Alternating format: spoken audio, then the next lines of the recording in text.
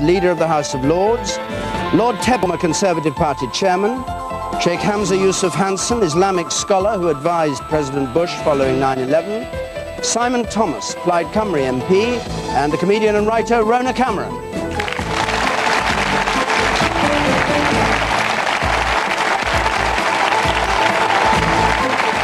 Well, welcome to Question Time from Alexandra Palace in London, the original home of BBC television. And a panel here who, as ever, don't know what the audience are going to ask them.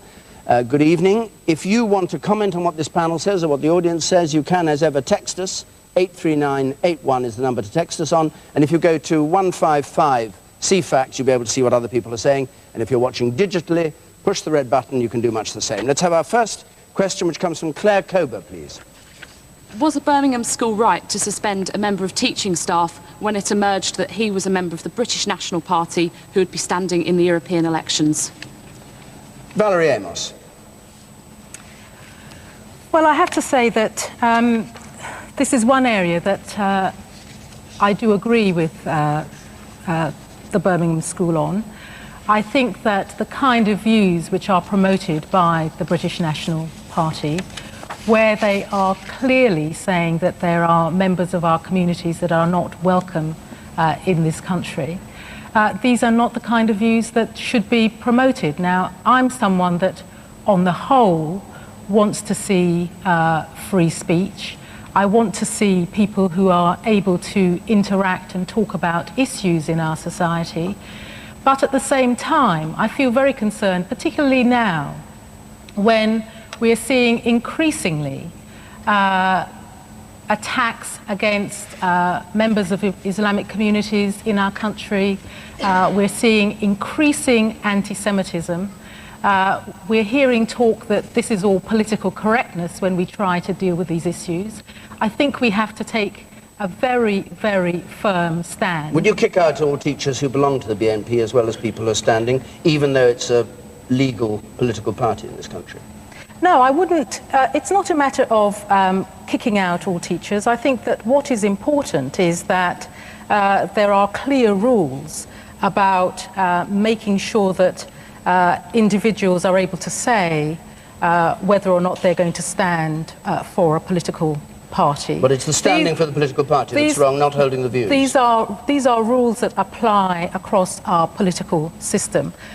In my view, it's holding the views. I don't like people who hold those views. But I mean, you don't like people who hold conservative views, but you wouldn't ban them from standing for Parliament. Can I finish my point?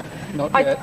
It's a personal thing in the sense that I don't like people who hold those views. But I think that if people are going to stand for political parties, then it's important that that is recognised and that they tell the authorities about that. Well, that's what they did. But Lord Tebbit, what do you think? Well, I detest the BNP. I detest all socialist parties, but I detest the BNP more than any other socialist party, and it is a socialist party, by the way. But I think we would be very foolish if we start picking and choosing about which legal parties a man may belong to, stand for Parliament or the European Parliament, and still keep his job. I think that becomes offensive. And secondly, I think that it acts as a recruiting sergeant for the BNP. They've now got a cause. They've got a victim. They've got people who say that's not fair and who will gather round. I think far better to have let the man stand and made sure that he was thoroughly, completely and utterly humiliated in the vote. That wouldn't help the children in the school, though. No, but can I... Sorry, no, go on. That wouldn't help the children in the school. I mean, I would not want my children to be taught by such a teacher. I think children should be valued in schools, treated equally, and feel safe in school. And I don't think... So, the issue for you is membership of the BNP. My issue for me is kick membership out of the any BNP member. I would be prepared to do that. I think we should have... There's a school contract now. Parents must sign up for their children to go to school. Children themselves sign contracts with teachers about no bullying, no racism in the playground and so forth. This is public money educating for the future. We should not be using public money to peddle hate crimes and hate thought in our schools. It's as simple as that. The man should not be employed as a teacher. He has every right to stand as a member of the European Parliament. Of course he does. Hold on a second, you're talking a lot, but just answer this question. He's a maths teacher. Yes. Why do you say he's peddling hatred in the school? How do you know? Because he does not believe that children should be treated equally. Peddle. How do you know he's peddling hatred? I don't know that the BNP peddles hate. The BNP relies on flagging. The BNP is not the party that should be supported in our schools. It's as simple as that. It's black and white in that case. Well, I was going to say, it's interesting you brought up math, because I was going to say I'd probably let him teach math. And probably algebra would be a good subject, because it's about balancing equations and making all sides equal. But I wouldn't want him to be teaching history. And certainly not the period known as World War II. And I certainly wouldn't want him to be teaching literature. Would you let and those things that teach humanize history? A communist to teach history? Should a communist teach history? I don't think there's history in communism. But the Communist Party is the most racist party in the world. The communists in Russia were responsible for more deaths than any other group in the world. But you might not have heard the Cold War's over. And now Russia's good friends with us. Okay, hold on. The man in the second row there, please, and then Rhona come. Oh, well, I think one of the major problems is that he's got those views in the first place, but isn't the point that it would actually impede him, his actual teaching, because he holds the views that some children should be taught more, have the right to be in his class, so how he would interact with the children himself, so obviously it's actually going to impede him as a teacher. So again, it's membership, not standing as a candidate in the European Parliament that worries you. If he acts badly in the classroom, sack him. You keep letting Norman come back. Okay, hold on. Well, you know, Norman, your point about, would you let a communist teach? I mean, I wouldn't be happy with a person who supported the Conservative government who introduced Clause 28 to teach perhaps homophobia in schools. Well, that's not true. Well, no, we're just, But I actually think it's a very tricky matter, because it is meant to be a democracy, and this guy does belong to a party, a proper party. But as Simon said, we could all do without the British National Party, and I think there should be more humility and compassion in schools, because the way everything's going, we need to rid society of prejudice, and I do not think a member of this party should be allowed anywhere near school, frankly. Okay. Yusuf. Yes, I feel that the emphasis should be on being a good teacher, regardless of their political allegiances, and they shouldn't actually reveal those to their pupils. I mean, when I went to school, I often used to think, well, was he a teacher that supported the Labour Party or read The Guardian and things like that? But a good teacher will be down the middle and teach the subject. So no teacher can stand for Parliament or for election, because they'd have to reveal their party then. Oh, they can certainly reveal it then, yes, but in the classroom they have to do teach just exactly as what's Man in the second row from the back. It might be argued that he's not said anything yet, but during the next 5 weeks he will be saying a lot, and he'll be peddling a lot of racist views. If I was a teacher in that situation and I was being placed in front of a classroom with black children in it, I would not find that would be a situation where I could hold a professional conduct. In election campaigns, people do start peddling unacceptable views. Only this week we saw the UK Independence Party candidate for the Mayor of London say he wouldn't go and canvass in areas where there were too many gays. This kind of nonsense must be stamped out. Okay, and you, Sam.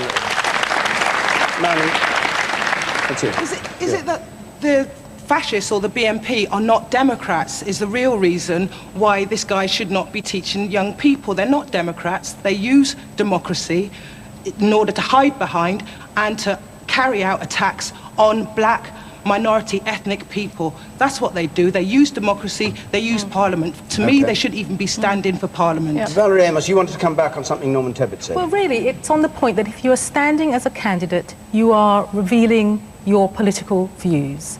And the political views being held by the BNP and the ways in which they express those views go against some of the laws we have with respect to race discrimination in this country. I agree. Then absolutely prosecute them. But I also think that there is an issue about the extent to which we allow these views to be reflected by teachers in our schools. And once somebody has said that they are standing as a candidate for a party who believes these things, then that becomes a real problem, I think, in our classrooms. Okay, so, you know, the man in the blue shirt there, you. Yes, yeah, I'd like to point out that the actual reason he was chucked out from his job as being a teacher was not because he was standing for the British National Party, but because on his website he published anti-Semitic and Holocaust-denying material, even beyond what the British National Party would normally stand for. And so whether you believe that it's okay for a British National Party candidate to be a teacher or not, I don't think that anybody could actually agree that it's okay for somebody who was as openly racist as he was on his website to be a teacher in any school. Okay, well, that's fine. The man in the second row, you said, yes. Yeah, I'd like to echo this gentleman here's point. I think it is important not to go too far. I mean, you could ban homosexual teachers that objectively take an extreme view in politics. But on the other hand, these days it's more and more important to vet those that are in contact with children. And I wouldn't want anything to undermine that. What about what Lord Tebbit said about communist teachers being just as dangerous? Will you ban them? No, I mean, same point. I mean, you have to rely on the integrity of teachers to sort of swallow their views, their prejudices, and be objective in the classroom. Okay, the gentleman very back there in spectacles, and I come to you in front. I agree with Sir Norman in a lot of ways. It's a difficult subject. You're opening up a can of worms now for the BNP. At the end of the day, he's a teacher on one hand. He hasn't done anything wrong in his curriculum. There is a curriculum that's set by the Education Board that everyone has to follow. Fine, yes, everyone knows he's a racist. BNP is a legal party.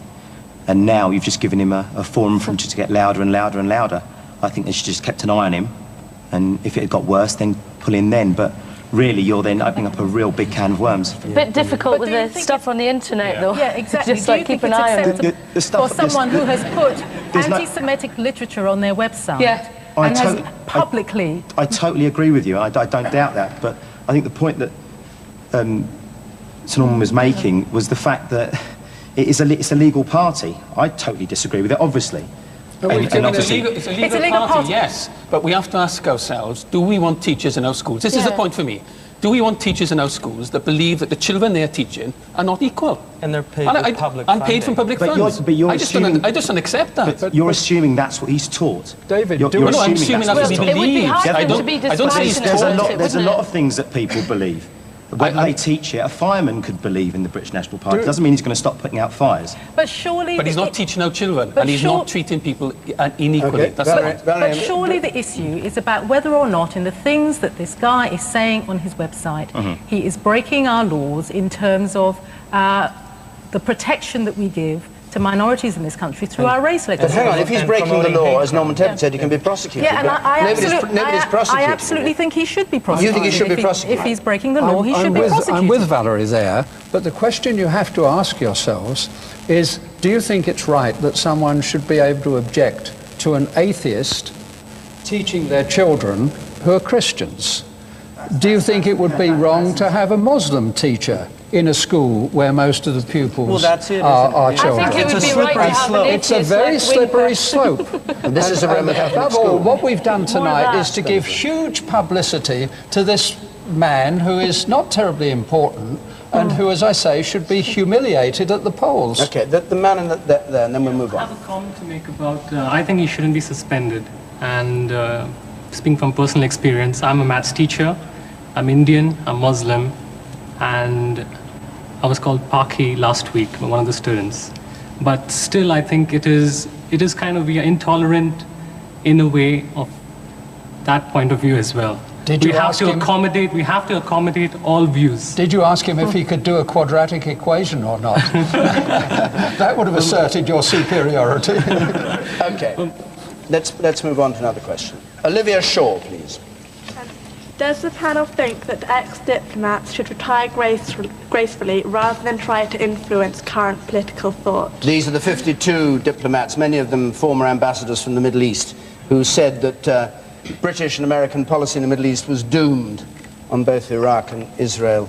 Simon Thomas, do you think ex-diplomats should go and cultivate their roses and play no further part in politics? That's what's amazing about this. They usually do. That's precisely what they do. They go to their gardens and they grow the arboretums or whatever. But these are 52 diplomats of immense experience. Some of them, like Sir Crispin Tickell, are first-rate diplomats within the diplomatic service, now questioning openly what the government has been doing in Iraq and within the Middle East, and particularly the so-called peace process between the Israelis and the Palestinians now. I'm really grateful they did that. I think they've done a service, paid back many years of service themselves in revealing the depth of feeling within the Foreign Office and the diplomatic service. And I hope it's a wake-up call to Tony Blair and to Jack Straw and to Valerie and everyone else on this panel that we need to crack on with a peace process within Israel and Palestine and our work in Iraq. And I think they have done the right thing by coming out and being undiplomatic for once. So let's praise our diplomats for being undiplomatic. Yes, yeah. Valerie Amos. Well, I agree with Simon in that we do have to sort out the peace process. There's no doubt about that. And the kind of things that we have seen in the Middle East are absolutely intolerable on both sides, I have to say. On the specifics of the question, I mean, should diplomats retire gracefully? My own view is that if people have a view to express, it's important that they express it. And I think that having 52 former diplomats actually write an open letter to the Prime Minister just demonstrates the strength of feeling that they have, but also raises the point that there are lots of other ex-diplomats, indeed current diplomats in the Foreign and Commonwealth Office who agree with our current policy. Are they going to publish a letter?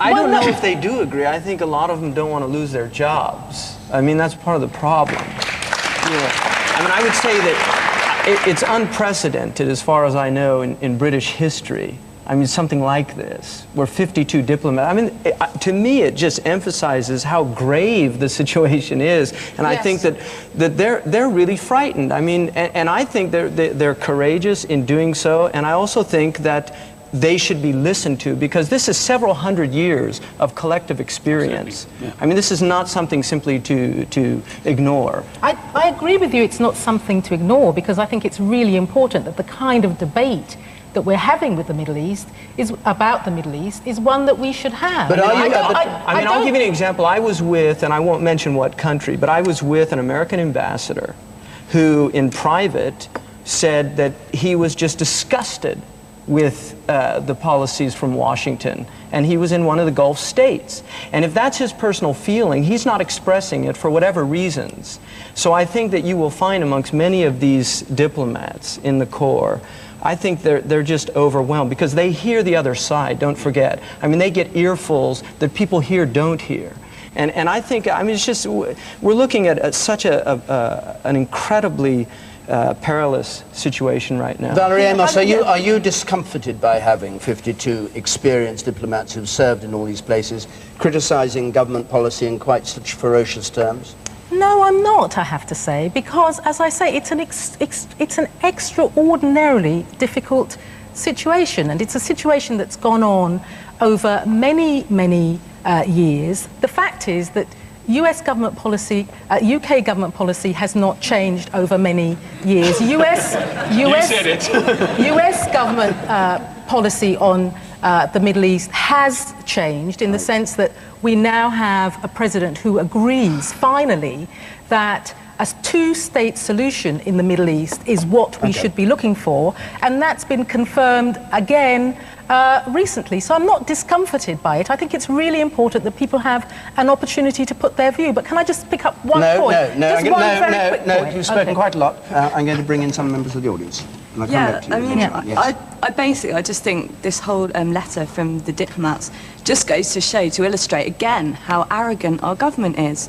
You know, they don't seem to listen to the people, or, you know, to people in the media, people who speak out. And now they're not even listening to the people who actually know a hell of a lot more about what's going on in places like Iraq and Israel. They just ignore them again. Okay, Rhona Cameron. Yep, I agree. I agree entirely. I think it's a wake-up call to Tony Blair. I think he's completely lost his grip. And I think that I welcome this behaviour. It's not extreme enough. It's the start. It's the tip of the iceberg. There should be more, and there is going to be more. It must be very difficult to be a member of the Labour Party. You see, I'm not a politician, obviously, and nor am I a political expert, and I wasn't a student, so I don't come from that kind of, you know, student lefty background kind of thing in comedy or anything. But, you know, it's very, very confusing to be a person who voted in Labour, who thought that it was going to be a wonderful day. You know, they're playing the Things Can Only Get Better. That was the song used at the time. And I remember I was in New Zealand at the time, and I wore my rose, you know, and it was oh, it's all over, all the misery. And it's so horrible. You know, it is so horrible. And I will not be voting Labour in the next election because I want Tony Blair out. Because this war, hang on, David, just one second. I think that basically, just in a nutshell, I think that the move from the diplomats reflects extreme times, and I welcome this move, and there should be more. Okay. The man, single you out as bald-headed, but the man with the bald head. Don't worry, they all say that. Well, I just think it's time to stop criticising the war in Iraq. I mean, it's done and dusted. We are in Iraq now, and we're in it for the long term, and to actually start trying to find a way to stabilise it, for politically and socially, just for the people of Iraq. Done and dusted. Yeah. Really? Done and dusted? You think it's done and dusted? Well, you think we finished in Iraq? Well, we just can't pull out of Iraq. I don't think we're going to use the word stabilise again. I mean, it's important to note that this letter actually said one thing of great importance, I think, that diplomats have never said before. They directly criticised the Prime Minister for supporting George Bush's current procedures in Iraq. Directly supported, criticised the Prime Minister for not stepping aside for the military tactics now being used in places like Fallujah. All right. We are creating more problems, not less. These diplomats should be marching with the 2 million that marched before. All right, now hold on, hang on, Lord Tebbit. All right, Lord Tebbit. Baroness Amos. I will bring I just want to pick up on this one point. He hasn't spoken yet. He hasn't spoken. But it's a direct response. No, I'll bring you in. Point. No, you must do what I ask you to do. All right. Lord Tebbit. If you insist, David. I insist. Let's go back to the question whether the diplomats, former diplomats, were justified. Yes, if they feel so, sure. As Valerie says, they have the right of free speech, just perhaps even as members of the BNP do, actually. So they have the right as well. Should they have done it? If they felt like it, yeah, sure. Are their views correct? Well, that's perhaps more debatable. I suspect you could find a lot of ex-diplomats from the Foreign Office who would take a different view. The Foreign Office has always been very much divided between those who were pro-Arabist and those who were pro-Jewish, pro-Israeli. And there's always been a conflict there between those two groups. And it's a conflict which has often got Britain into problems in the Middle East because we've tried to be on both sides at once. And we've tried to ride two horses going in different directions, and that's pretty tricky.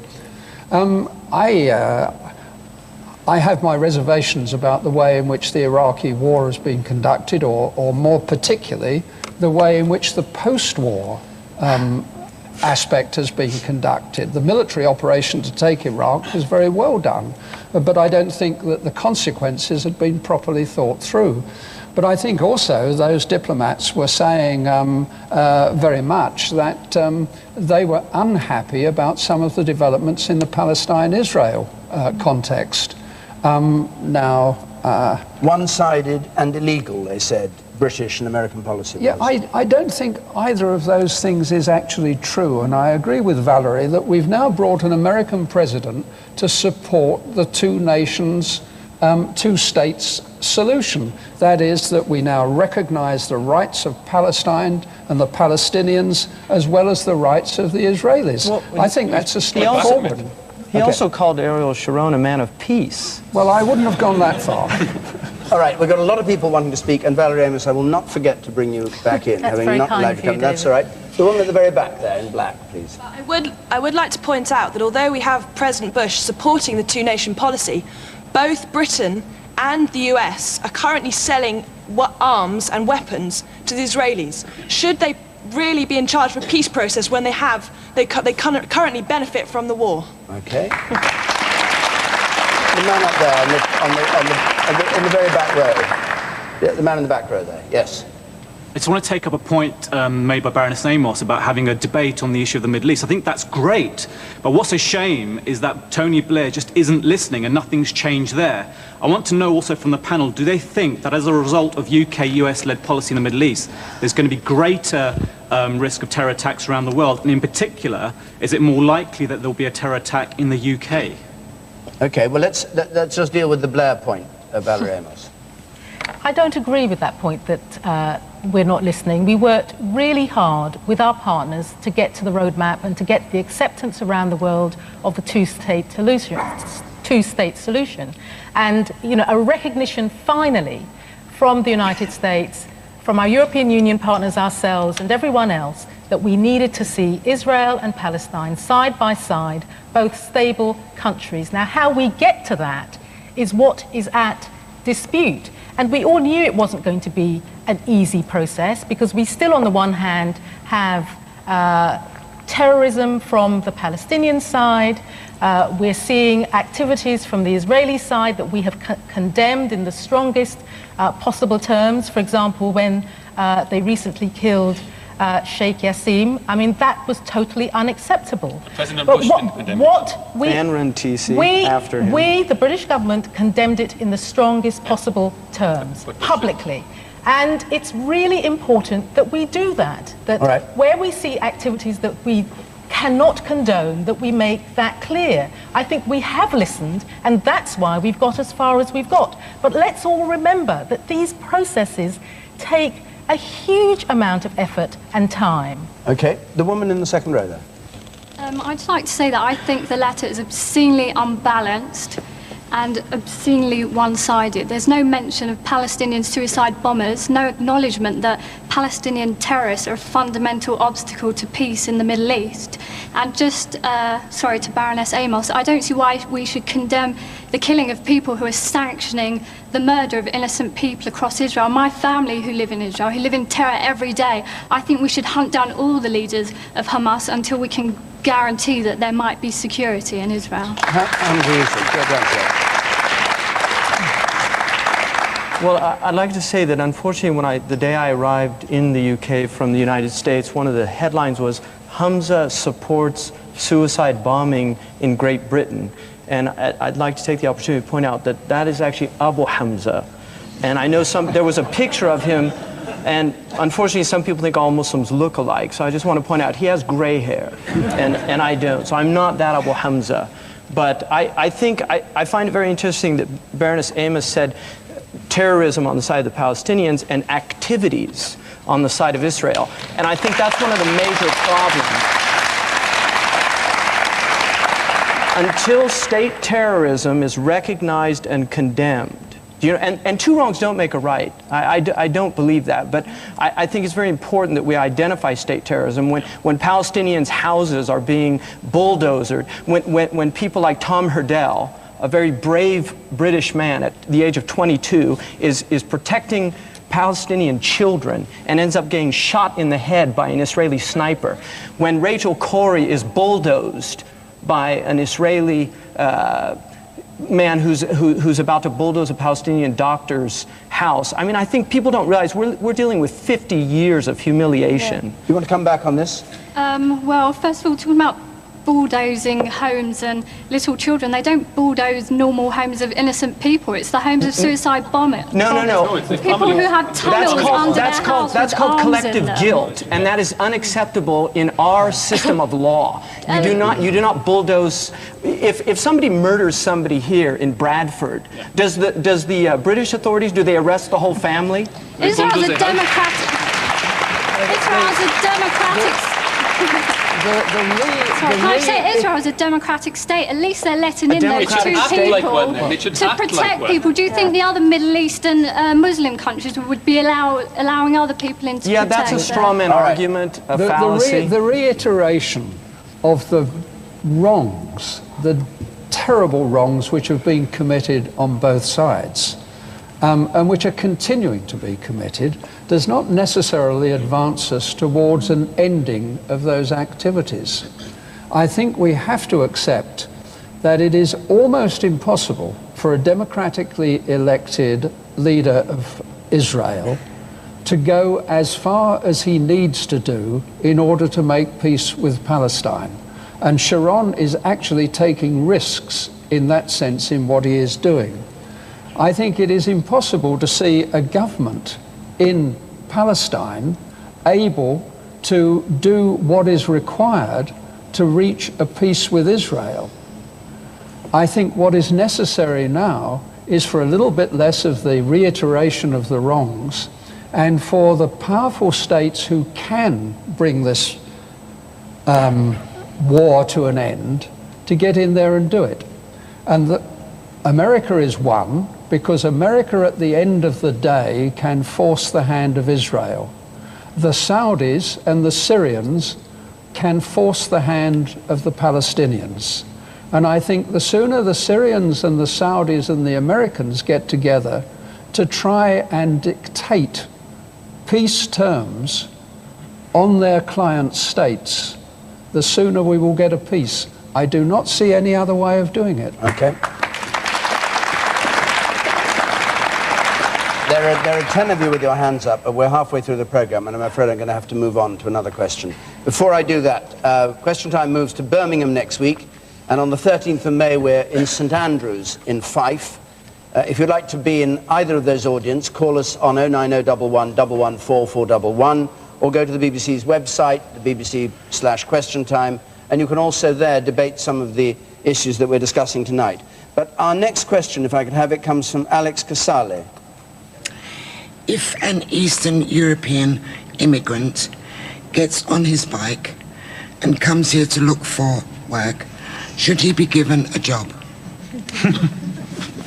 It's a reference to something you said, isn't it? Well, all right. I don't think you should start, because you've just finished. I can go on and on. No, I know you can. That's what worries me. I'd like to start by just... Rhona Cameron, you do it. I'd like to start by just reminding Norman that was a really bad call to say that all these years ago that everybody goes on about. But I never said it. You did so. Rhona Cameron. If an Eastern European person comes here, should they be given work? That's the question, yeah? Just to recap. Yeah, we've got a huge expansion coming on Saturday. Yes. And there's going to be 25 countries in the EU, and... Yes, I think if you come to this country, you should be allowed to work and given work, and that's all part of fulfilling, you know, normal sort of citizen roles, and yes, that's all very good and healthy. I don't understand what the problem is there at all. Is there a problem of any kind but the enlargement of the EU for you? More EU, I love it, the whole thing. It's great, and it's also good because it's also really good because it's much more against America, you know, which against the Bush administration certainly. But do you know what I mean? The strengthening ties with Europe is not really what they want. I will speak quite basically because, as I say, I'm not like a political expert, but I do feel passionately that things to do with Europe are good. And I welcome all these new moves. You know, I think things have moved on. I don't care about the old British imperialist attitude. I'm very happy to be a part of it, and I think it's great if people can come here and work, and we can go there and work and freeze things up, and it's all a positive move forward. Were you surprised? That was a bit simple, I know, but it's genuinely how I feel. Were you surprised that the Prime Minister appeared 4 days before to say that Britain had reached crunch point and he was going to have a top-to-bottom analysis of immigration? I won't be surprised at anything Tony Blair does next, because he is clutching at straws, frankly. Jack straws. Yes, indeed. Very and he'd good. like to clutch at his after what he did to him on the referendum. Very good. Norman Tebbit. No, not surprised at all. I welcome the accession of the new 10 countries to the community. I don't see that we're going to have much of a problem with immigration from those countries. I've got in my flying logbooks from my Air Force career a lot of Czech and Polish names of Czechs and Poles who came here during the Second World War, and thank God they did, because without the Poles in particular, we would probably have lost the Battle of Britain. They were a vital part of it, that Polish contingent. So I welcome them. They will integrate into this country. They will fit in very well indeed. Will we get any bad eggs amongst them? Of course we will. Will we get any scroungers? Of course we will. We've got plenty of scroungers of our own. Will we get mostly good people? Yes, we will get mostly good people. And they will be mostly good British citizens who in 2 or 3 generations, apart from having names which are still slightly unpronounceable, will be as British as I am. Okay. The gentleman in the second row there. Yeah, I agree with Lord Tebbit totally. I think immigration and employment for Eastern Europeans is a great thing. But I'd just like to ask Baroness Amos, why is the government sending out unclear messages? Why can't we just get a clear message as to whether they will or won't be gaining employment? Baroness Amos? I think the messages have been confused, and I think that they've been confused for 2 different reasons. I think they've been confused because asylum, what we're doing on asylum and what we're doing on immigration, and particularly managed migration, has become very confused indeed. It has. Yes, it has. And I also don't believe that I would ever agree with most of what Norman Tebbit said on immigration, but I just did. That this is an absolute first. But on your point about a clear message and will people be able to come in and work? Yes, they will. What they will not be able to do, if they haven't got a job, is to claim benefits. That's the issue. So that's the message on immigration. There's a separate message, of course, on asylum, where we've worked very hard to get the numbers down. And that's because of the confusion between people who are coming in as asylum seekers and people who are coming in as economic migrants from various countries, tearing up their documents and then pretending to be asylum seekers. Well, I think Baroness Amos made a good point that they won't be able to collect any benefits, because I think they're going to be taking the jobs that the people on benefits don't really want. They will get benefits if they're in work, won't they? They will get benefits if they're in work after a year. You won't get any benefits for the first year? You won't be able to go to the NHS if you hurt yourself while you get your first job? Yes, you can go to the NHS, but then your country of origin pays for you because of the reciprocal arrangements that there are family tax credits, all sorts of credits between European countries. That's why you can have access to health. Thomas. Of course you can. I think it's time that we in the United Kingdom really walk up to where we want our future to be. This is a magnificent thing that's happening at the European level here. 25 countries coming together, 450 million people coming together in union to work together, to work for peace and for a sustainable future for Europe. We should be welcoming that. We should be welcoming the opportunity to have people here doing jobs that, yes, to be frank, lots of our people are no longer prepared to do. And we should welcome the opportunities that our companies will have to work in those countries and investing and building those economies. Some of these countries are already richer than Wales, I have to tell you. These are not poor countries, and we could do with some catching up ourselves, and we want to work with them in that regard. But let's be clear about this. Something like 7 or 8% of the UK workforce are migrants. In the United States, something like 15%. In Australia, it's something like 25%. We do need that pool of labour. It does support our economy, and we need to work on the European-wide level in order to make the European Union work. So we do have a lot of debates around the Constitution to have. We do have a lot of debates around the referendum to have. But we need to make a decision. Are we going to be ruled by Bush and Murdoch, or are we going to work with our European partners? Yep. And I know where I want to be. Okay. The woman there. Just hear from 1 or 2 people. You, madam. And then you, sir, over here. Okay, on the issue of EU enlargement, one of the countries that's going in on Saturday is Cyprus, and some of you may know there was actually a referendum on Saturday, and I'm a Turkish Cypriot, and I was extremely upset by the outcome, because what the outcome has actually meant is that the Greek Cypriots have voted us out of the European Union. We voted yes, the Greek Cypriots voted no for reunification. I mean, if it had happened, if they'd voted yes, we would have been the first Muslim community within the EU with official representation. Right. How does the panel feel about that? Okay, well, I mean, it's a different question about Cypriot reunification. Do you want to say can I just put a health warning on something that Simon Thomas said? He's greatly in favour of migration and freedom of movement and all the rest of it. But by the way, if you're English, be pretty careful about buying a property and living in some parts of Wales where Plaid Cymru are hounding the English and trying to keep the English out, not least by use of linguistic trickery to avoid them getting jobs. I mean, that's a healthy thing to keep the English out. That's absolute nonsense.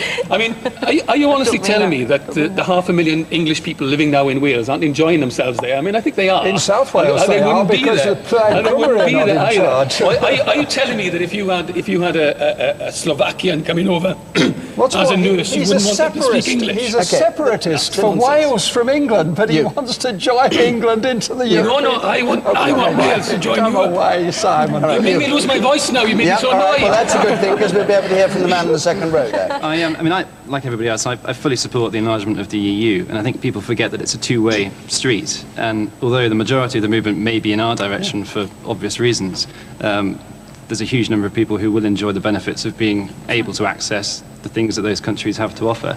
I just wonder, though, what the impact on the machinery of the EU will be.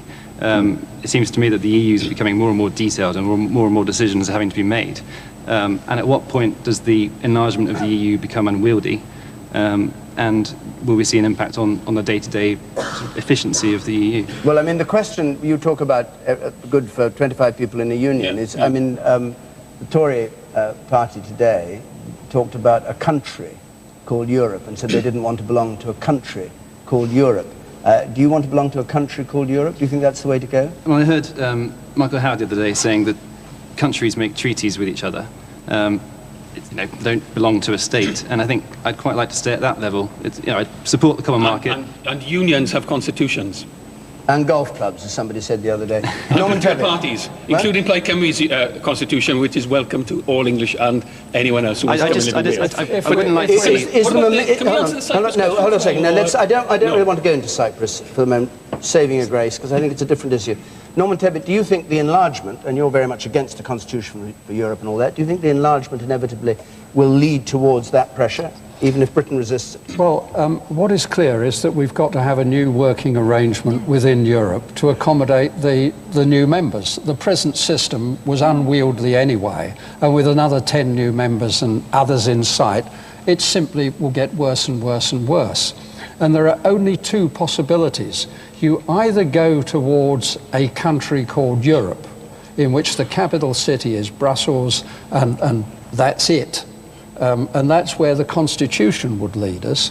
Or you say, hold on, chaps, let's sit back a moment and let's see whether there isn't a different construction of Europe in which more of us can do what we want to do and not obstruct others from doing what they want to do. If the French and the Germans want to get in bed with each other and have a single state, I don't want to stop them doing that. Why should I? But what I don't want is for them to insist that we have to join it as well. And the Constitution would do that. You can, if you have one Constitution, you're one country. Simple as that. Norman, I simply do not agree with that. Well, I know you don't, but you're wrong. I'm really glad we finally found something that we can disagree on. Why? Because you have a constitutional treaty which says how 25 countries work together, and we're talking about how you make a union of 25 work more effectively. Does that suddenly become one country called Europe? If you have a foreign minister.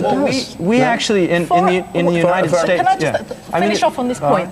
I mean, it's absolutely clear that foreign policy will rest with individual countries, but where we feel that as a group of 25, we can work more effectively on a particular issue, and peacekeeping is a good example. I was the Minister for Africa, and we made decisions at European level which meant that we sent in a peacekeeping force into the Democratic Republic of the Congo that was absolutely needed, and we wouldn't have done that, and we wouldn't have been able to do that as the United Kingdom or France without coming together. And I think that's a good thing. Let's hear the American point. Well, we have a precedent because in America it originally started out with the Articles of Confederation, and the main issue was whether or not states retain their sovereignty, and we ended up, the Civil War was what solved the problem.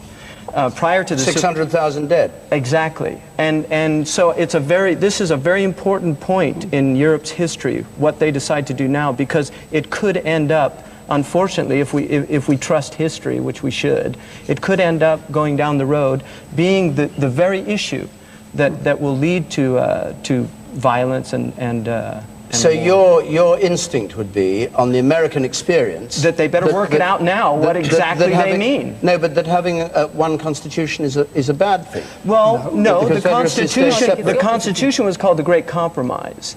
And in 1861, the Civil War is what dealt with that compromise, which is where does state authority finally rest. And in the end, it was Abraham Lincoln that determined that it was in the federal Constitution and not in the state constitutions. And the important thing is that we have peace in the European Union. The woman in green Let's not and white. forget that. It's the same issue. Well, I'm male actually, but never mind. Oh, you're male, sorry. Well, I also welcome the enlargement of the EU, but what worries me is the difference in our immigration rules. We're allowing people to start working here instantly, whereas most of our partners in Europe are going to wait years and years and years. I thought the EU was about standardisation. Baroness Amos, do you want briefly to answer that point? There's freedom of movement across all European countries in the Union. That will apply to every single country. The differences are how different countries are applying their welfare rules. Okay. And we've made decisions on our welfare rules in the same way that other countries have. We must move on. We must move on because time is running out on us. Nick Thompson, please. Nick Thompson. Are identity cards a genuine weapon in combating terrorism, or simply a smokescreen for the government to bring the population under tighter central control? Hamza Yusuf, do you favour compulsory ID cards? Well, I have in the States. I would say we actually don't technically, but if you don't have one, you better watch out if you're walking around. So, I mean, I would say that, again, we're dealing with one of these very, very difficult slippery slopes, because what's happening with terrorism, it's being used by certain elements within the United States to basically diminish the civil liberties of the citizenry. And there's a lot of Americans that are deeply concerned. In fact, I know for a fact that Republicans are actually going to vote Democratic this year. I mean, there's Republicans that are very deeply concerned with the Patriot Act and these things. So I think that, you know, one of the things I love about coming to Great Britain is I tend to breathe a sigh of relief as I smell the fragrance of liberty.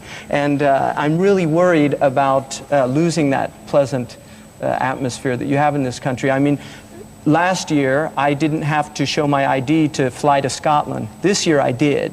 And I think that that's a real tragedy. Although, on the other hand, you've got a really serious problem with people that are, you know, troublemakers. But ultimately, they can always forge these IDs. Yeah, and I mean, it's... I think it is that troublemaker point is exactly right.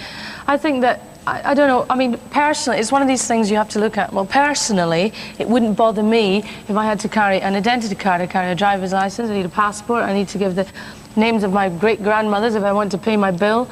And, you know, whatever. It wouldn't really bother me to carry another piece of plastic with my face on it and my details. However, symbolically, it certainly is a further move to have state power over civilian power. And I think that is rather patronising. On the other hand, I hate to sit on the fence on this, but on the other hand, you know, we are living in paranoid, dangerous times, and it perhaps is a way to you know, to sharpen up security. But yeah, but you know, it is state power over civilian, and that's kind of rich, isn't it? When they kind of mess with our lives every day, anyway. State and government I'm not sure where you stand on this issue. Exactly, because I stand on the fence, and it's really annoying. I thought about this, and I thought we might be talking about this. I wouldn't mind carrying it in my wallet, David, but you know, symbolically, it's kind of wrong. Okay, the man in the purple shirt.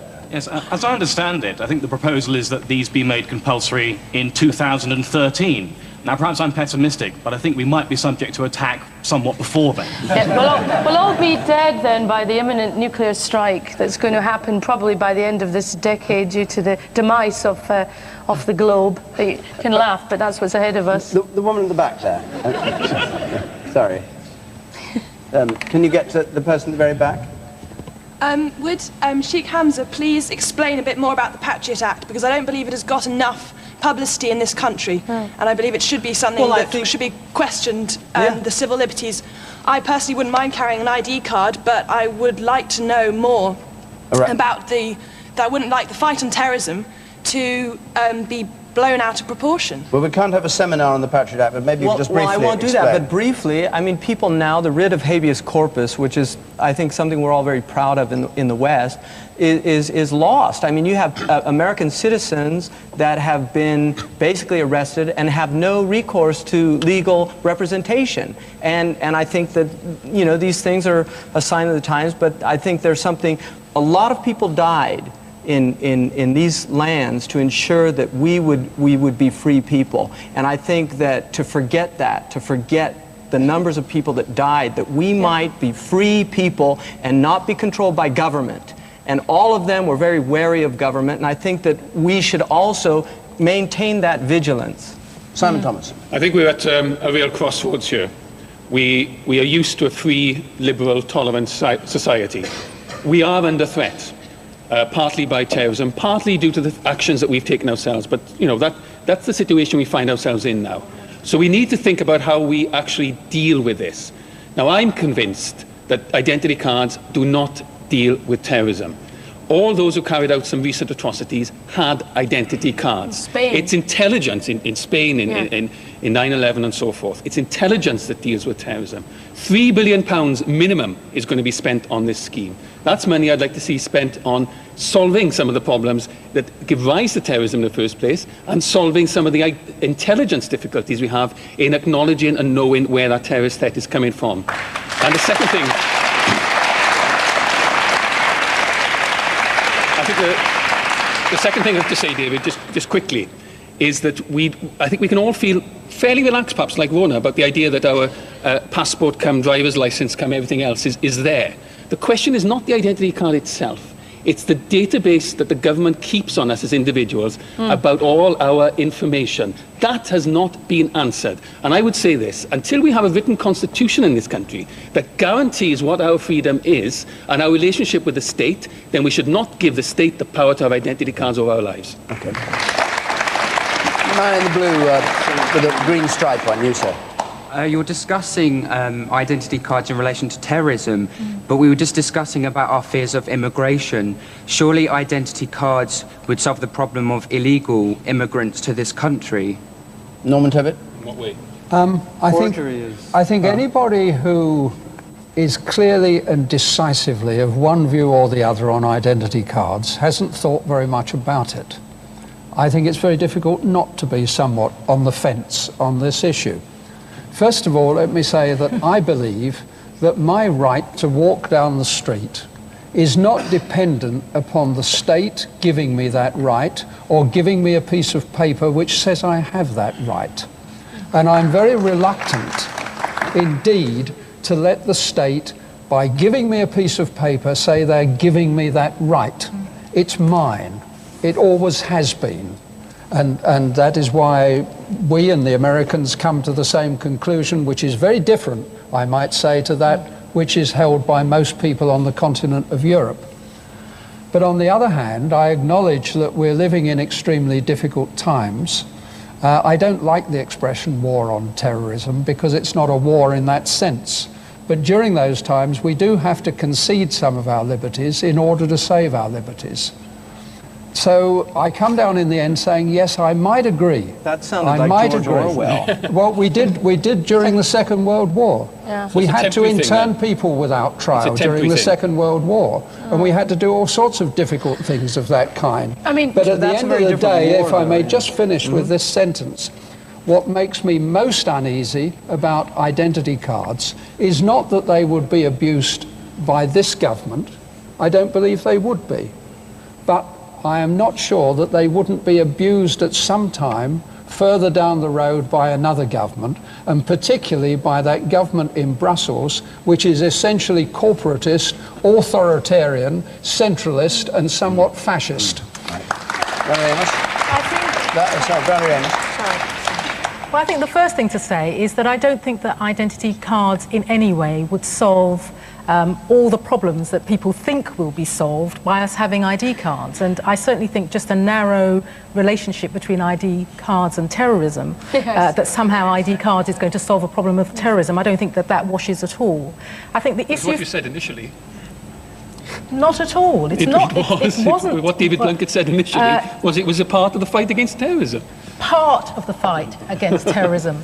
Part of the fight against terrorism would be but there Iraq. are a whole number of other things that Not need to be looked stupid at. illegal war in the first and place. also the fact that biometrics are being introduced all over the world, and we're going to have biometric data on our passports. We're eventually going to have it on our driving licenses. So to pretend that we're not going to go down that road, I think, would be nonsensical. The other thing I want to say is that there is a real issue about how they're used.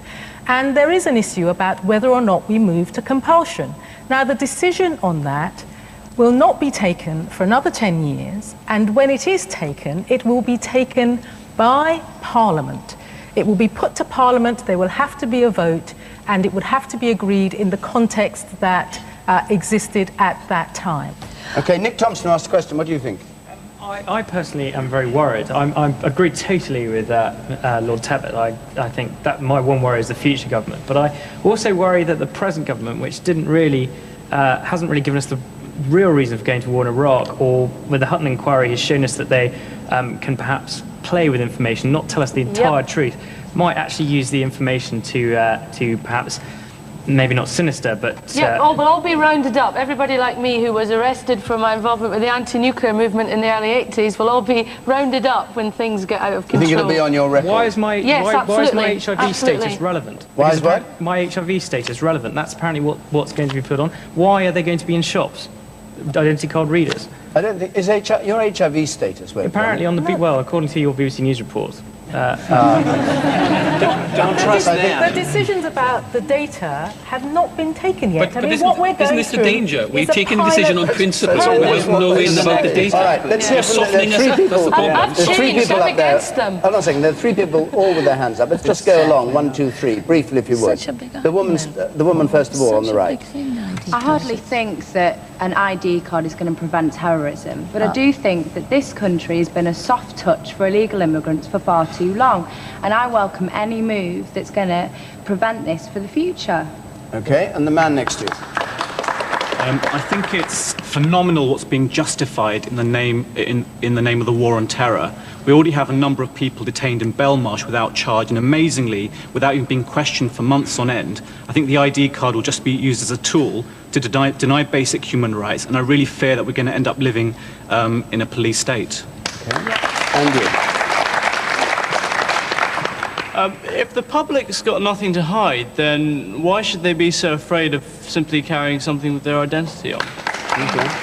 I think the three of you ought to have an argument together. For the reasons we've just discussed. The gentleman in blue here, just down here on the corner.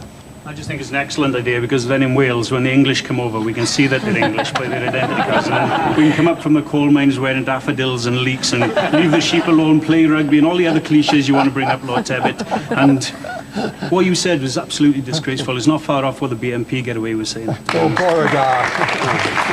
Okay. Last brief word from you. On the ID cards, I feel like it's been really interesting discussing this, and I feel I'm much more... Are you off the fence now? I am off the fence. I'm against ID cards. Excellent. I've just suddenly remembered my history in the early 80s of being arrested for anti-nuclear activities, and I think that there will be a police state, and it's just heading to that. All right. Why rubbish? You never know. Never know. These are desperate times, man. I mean, this is scaremongering at its worst. Why is it codsword? We have 10 years to find out. You're not going to buy all this rubbish about it. I mean, it can we very have to stop. quickly. We've It's run a out of smoke time. screen. Not even very quickly.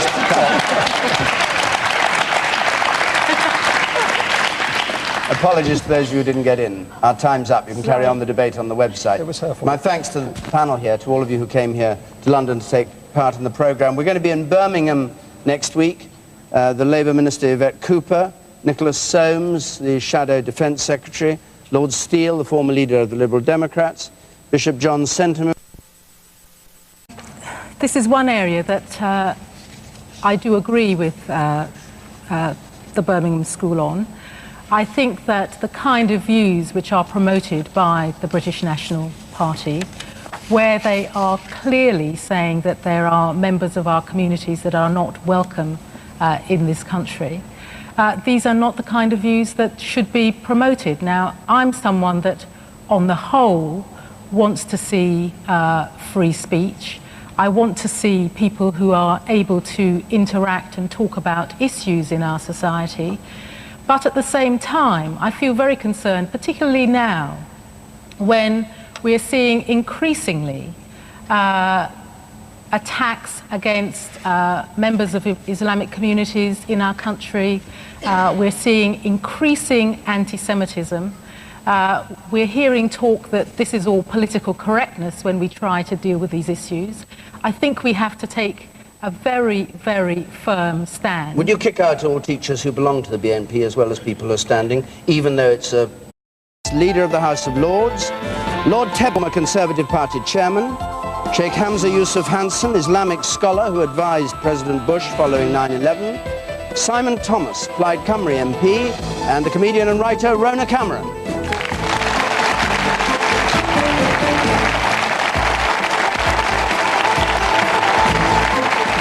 Well, welcome to Question Time from Alexandra Palace in London, the original home of BBC television. And a panel here who, as ever, don't know what the audience are going to ask them.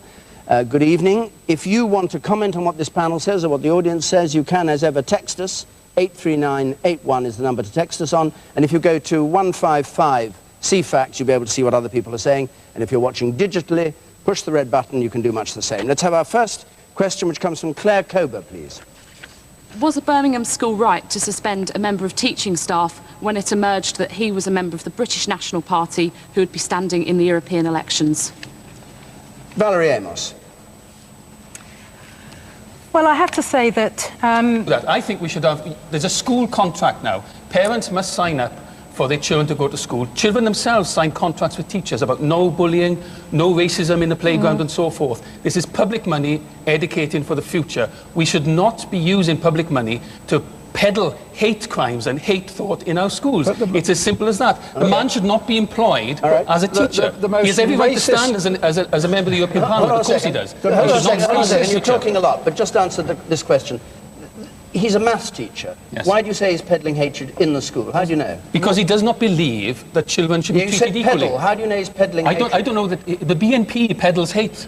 The BNP relies on figuring. The BNP is not a party that should be supported in our schools. It's as simple as that. It's black and white in our schools. Well, I was going to say, it's interesting you brought up math, because I was going to say I'd probably let him teach math. And probably algebra would be a good subject because it's about balancing equations and making all sides equal. But I wouldn't want him to be teaching history. And certainly not the period known as World War II. And I certainly want him... Legal political party in this country. No, I wouldn't. It's not a matter of kicking out all teachers. I think that what is important is that there are clear rules about making sure that individuals are able to say whether or not they're going to stand for a political party. But it's the standing for the political party that's wrong, not holding the views. These are rules that apply across our political system.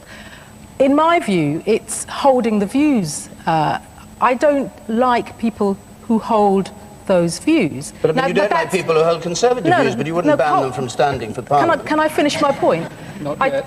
It's a personal thing in the sense that I don't like people who hold those views. But I think that if people are going to stand for political parties, then it's important that that is recognised and that they tell the authorities about that. Well, that's what they did. But Lord Tebbit, what do you think?